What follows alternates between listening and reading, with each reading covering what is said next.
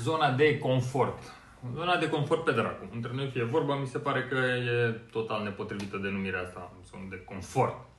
Nu e nimic confortabil în zona de confort.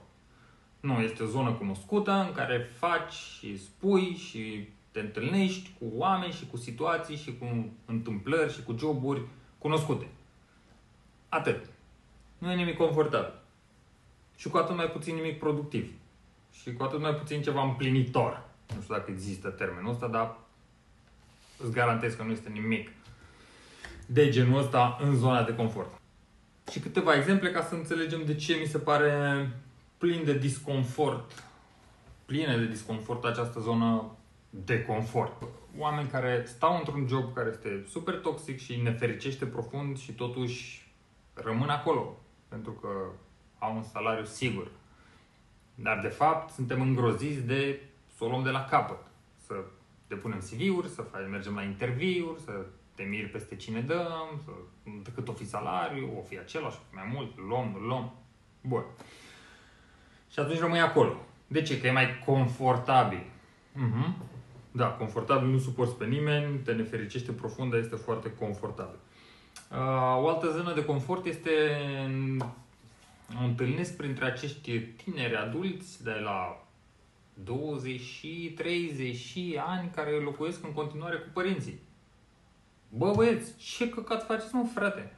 Adică, serios, e confortabil să stai cu ai tăi la 30 plus, zero intimitate, fiecare cu tabieturile lui, stai și treci pe banii lui, e confortabil? Nu e confortabil, da?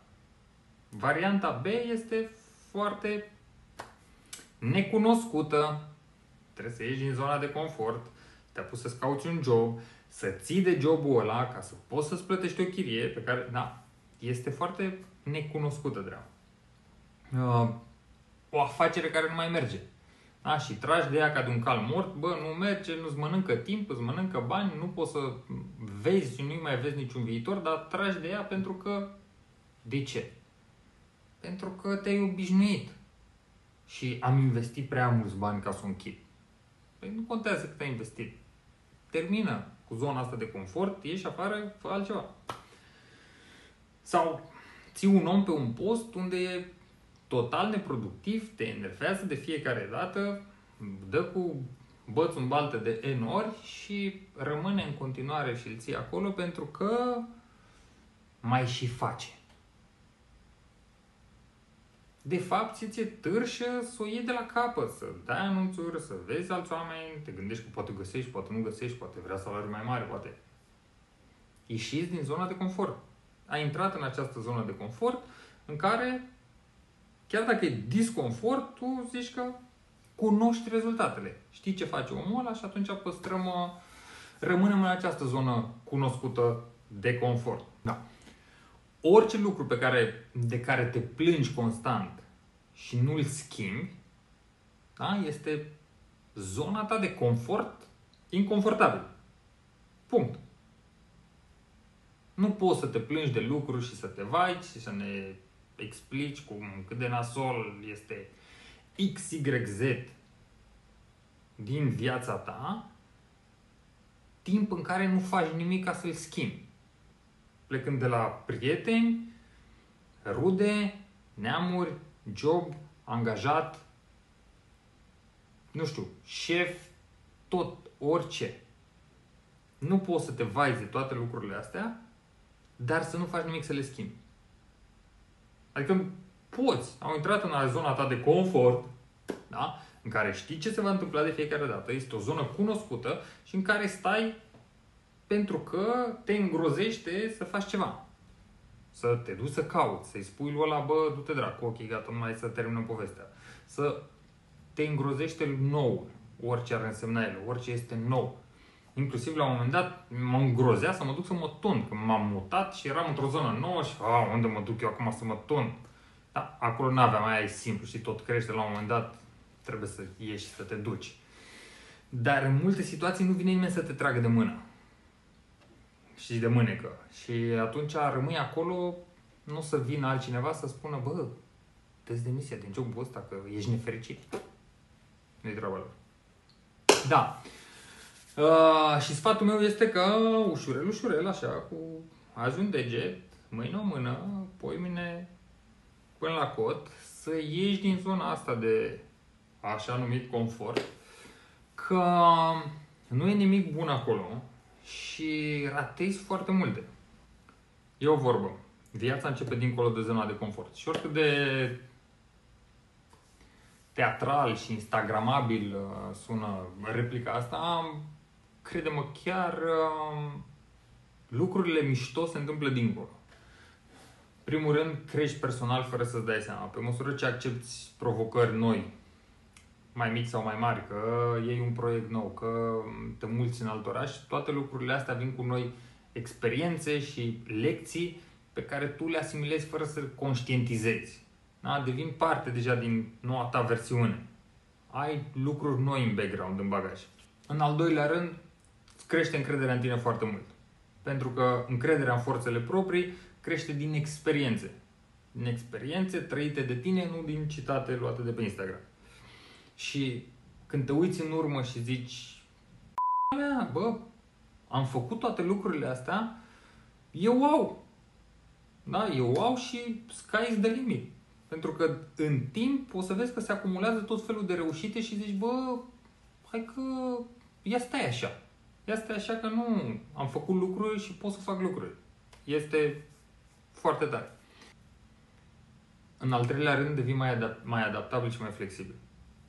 Înveți să gestionezi disconfortul care vine cu situațiile noi. Da? Cu cât ai trecut prin tot felul de experiențe, cu atât nu te mai paralizează o situație nouă sau neprevăzută. Pentru că ai văzut foarte multe, ai trecut. Ești mult mai adaptabil și mai flexibil. Poți să le gestionezi altfel, cu mult mai mult calm și cu mult mai multe informații pe care le-ai acumulat în bagaj.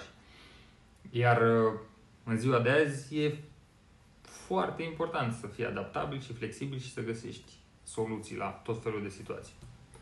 Al patrulea motiv ar fi că se deschid noi oportunități.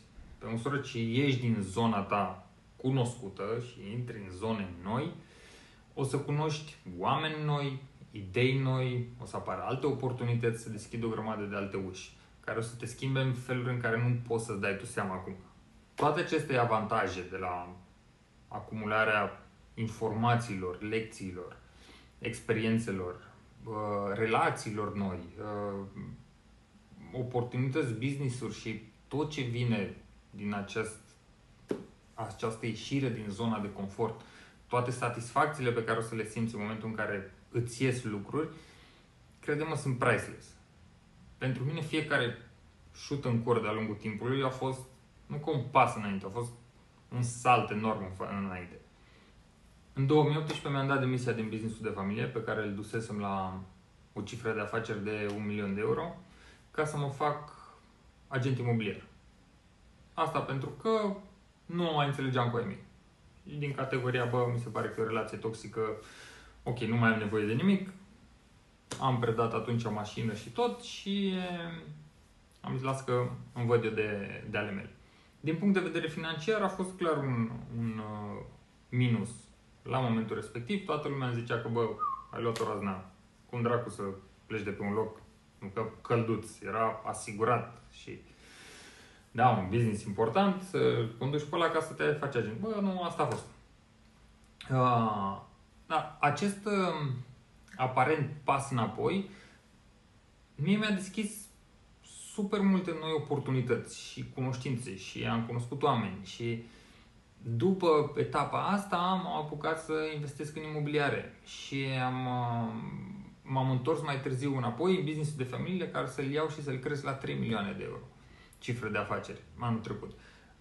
Lucrurile astea eu n-aș fi putut să le fac dacă rămâneam acolo. Deși aparent a fost un pas înapoi, mie mi-a dat cumva elanul ca să pot să merg mai departe și să cresc lucrurile mult mai mult. Pentru că intrasem pe o pantă confortabilă, noroc că m-am certat cu ai mei ca să plec, pentru că altfel am fi rămas la cifra aia de 1.000.000 de euro, probabil mult și bine. Sau cine știe, poate o luam și la vale. Da. De-aia cumva asta este situația mea și dar te încurajez să ieși, să încerci și dacă ceva nu este bine să faci ceva ca să-l schimbi. O altă situație în care ieșirea din zona de confort pe mine m-a ajutat foarte mult a fost că am ajuns să fac surf în Maroc pentru că m-am mutat în București.